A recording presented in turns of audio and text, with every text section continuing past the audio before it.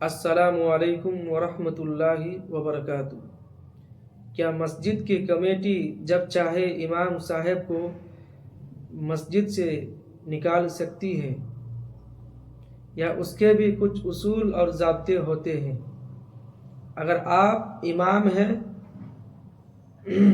مسجد کے کمیٹی کے رکن ہیں، یا ایک عام مسلمان ہے تو یہ مختصر ویڈیو کو آخر تک ضرور دیکھیں، کیونکہ آج ہم بہت آسان زبان میں اس مسئلے کو سمجھیں گے انشاءاللہ۔ دوستو، امام صاحب مسجد کا ایک اہم دینی ذمہ دار ہوتا ہے، اس لیے انہیں ہٹانے کا فیصلہ نہ غصے میں ہونا چاہیے اور نہ ہی ذاتی پسند یا ناپسند کی بنیاد پر۔ اگر امام صاحب سے ایسی سنگین غلطی ہو جو شرعاً یا اخلاقاً یا معاہدے کے لحاظ سے قابل مواخذہ ہو تو مسجد کی کمیٹی باقاعدہ تحقیق کے بعد فیصلہ کر سکتی ہے۔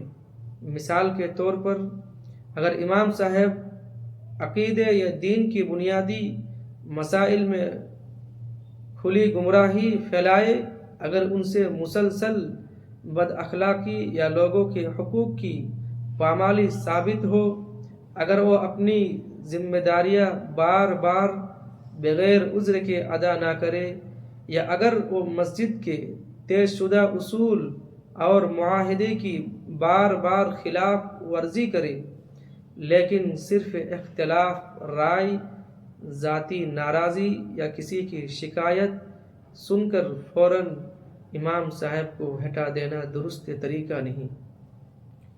اسلام ہمیں انصاف، تحقیق اور عدل کا حکم دیتا ہے، اس لیے ہر فیصلہ سوچ سمجھ کر، مکمل تحقیق کے بعد اور شریعت کے مطابق ہونا چاہیے۔